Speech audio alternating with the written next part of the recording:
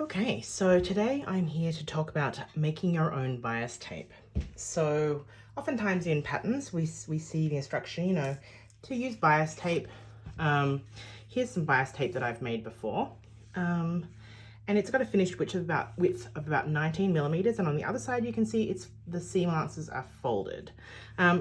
This is what is known as single fold bias tape, which is a term that I've actually only seen used in North America. When I was growing up in Australia, double fold bias tape wasn't really available. This is the only example I have, and unfortunately it is black, so you can't see very easily. But it's basically single fold bias tape that's then folded in half again, like this. So this is single fold, which is just kind of normal bias tape, and then it would be pressed in half again. So this is the ultimate product that we want to end up with. Bias tape is very, very useful because it's cut on the bias or on the diagonal grain, it has some give to it, and so therefore you can manipulate it around curves very easily. Now, why would you want to make your own bias tape rather than, buying it? And I would say that the main reason is so that you can select the fabric that you're using. So this is a really colorful one that I like, but also this one is a pure cotton, whereas the bought bias tapes typically are made from a polyester cotton blend. There are exceptions, but for the most part, this is what's widely available.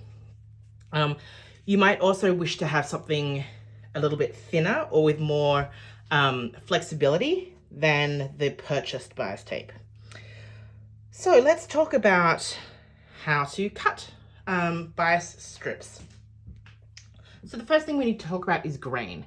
So I chose this piece of linen to demonstrate this because the grain line is very prominent. So we have our two grains and they should be at right angles to one another. If you have a piece of fabric that is really distorted and what we call off grain, like it might be kind of twisted or something, you should press it and fix the grain basically. So what you would do is dampen it down with a spray bottle of water till it's quite damp, put it on your ironing board and literally manipulate it to get that grain, the grain lines going at right angles to each other, and then press it until it's dry in that situation. Generally, like lower quality fabrics can have that happen where the grain line gets really distorted, or really drapey fabrics like rayons. So on this one, we can see this grain line really prominently. In some fabrics, it's not so easy, but to start off cutting our own bias tape, we need to find the cross grain. So I can look on here and I can see very clearly on this one where that grain is. If that's not the case, I can do one of two things. So I can actually take my scissors and cut just a little ways in like this, and then pull one thread, and then essentially, gather that thread out. You can see that kind of causes a line to go across that is that thread line all the way across, and that will tell me where that grain is. Now, bias tape is cut at a 45-degree angle to that. So you would find your straight grain and then cut along it. There are different ways to do this, but this is just the way I'm going to show you today.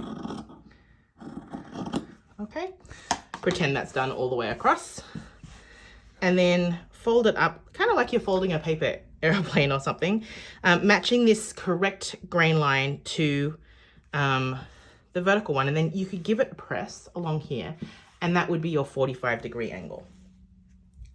You give it a press, and then we know that this would be correct.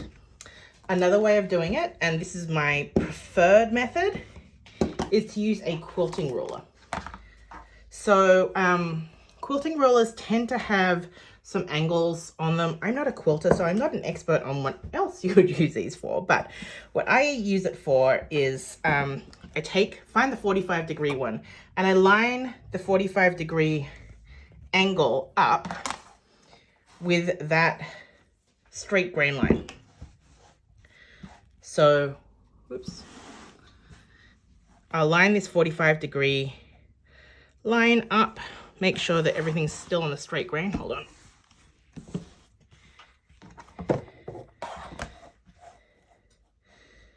Like this, so make sure everything's nice and straight. I have a gridded cutting mat, which I don't actually use the grid on, but I'm sure you can do that too. So I'm lining my 45-degree line up there, and then I could just use a rotary cutter to cut along here, or I could use some tailor's chalk just to chalk that line in, or a pencil, okay, to draw that line in. You just have to make the first cut really accurate, and then you can go from there. Okay, here's another piece of fabric. You know, quite typically, I like to cut bias tape from scraps of fabric. This is a silk noil. I actually pressed it before and it's creased already, but that's how it goes. So the first thing I need to do is inspect it closely to see if I can see which direction the grain is. And I can see that the grain line's going here and here. So I know that this edge here is pretty close to being on grain. And I can just use my eye to follow along and make sure that that's on the straight grain. So to determine the bias, I can fold it up like this so that this cut, which happens to be on the straight grain, matches another straight grain, press it in and find that angle. Or I can take my quilting ruler and place that 45-degree line along that cut edge, which I know is correct, and use that to start myself off. So I'm going to do that method. Just going to line up my fabric. Oh, actually, this is quite helpful. Look here. Here's a piece that's kind of cut on the bias, right? But I don't know if it's exactly on the bias or not. And so I want to determine that.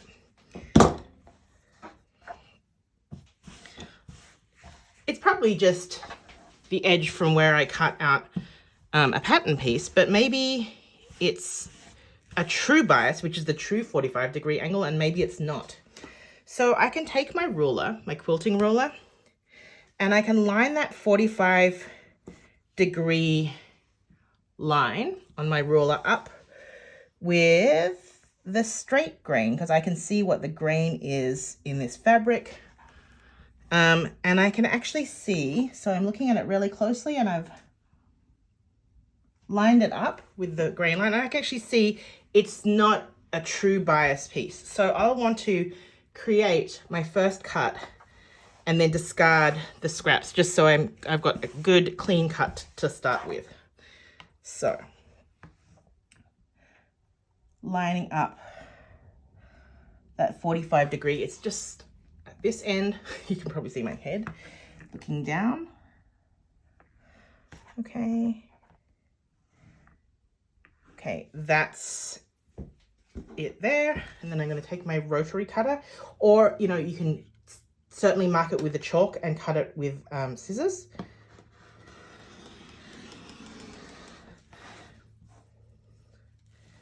And then I know that this edge is now on what we call the true bias, or the true 45-degree. Now, if you want to press your seam allowances in for single fold bias tape like this, which is required for some projects, you'll need something that looks like this. This is a bias tape maker, and I hate them. I do not like them at all, but basically you'll pass the tape in through this end and it comes out the other end. This is actually the wrong size, but I'll show you. You push the tape in, the cut bias strips in one end. Okay, there's usually a slot in here that you use with scissors or clippers or something to help you get it to come out the other side. And it comes out folding, and you press it as you go with an iron. I think it's actually this one. This one's got quite a open tip. I think that if I were to buy another one, I would want one with like a more closed end, but this is what I have. To determine how wide your strip should be,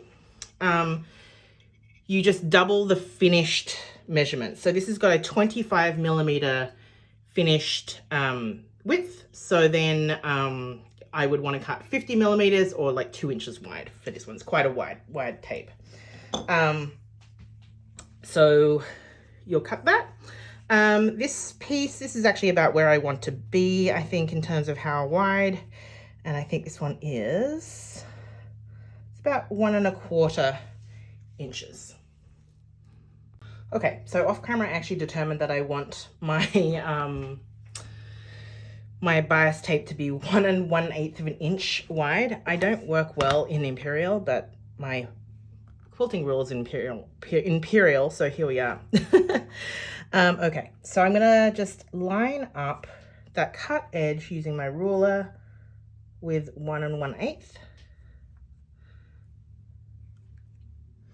And then I'm going to use my rotary cutter and cut a strip.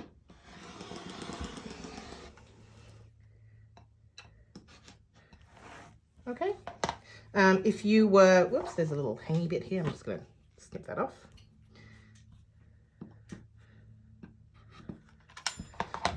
If you were cutting it with scissors, you would just mark that in with a marking tool, and then you just continue doing that. Now, there are other ways of cutting bias tape where you mark it on, you sew it into kind of a weird kind of spirally circle thing, and then you cut it later. I don't personally like that method. I find it doesn't work well for me. But anyway, so then you would just keep cutting parallel pieces of bias tape. So you'll end up with a pile of bias strips like this in just a really short amount of time. It's a really good way to use up offcuts of fabric and reduce the amount of waste. But of course, you might not have strips that are long enough for your project, and it's really convenient to have a nice roll of them. So how do we connect them together to make it continuous? So take your bias strips, and the ends don't have to be perfect. You know, I just cut them whatever on the end, and then I just line them up at right angles to each other. And then you're going to sew from this corner. I'm trying to mark it in this chalk, but it's a bit hard. There we go. I'll hold it up for you.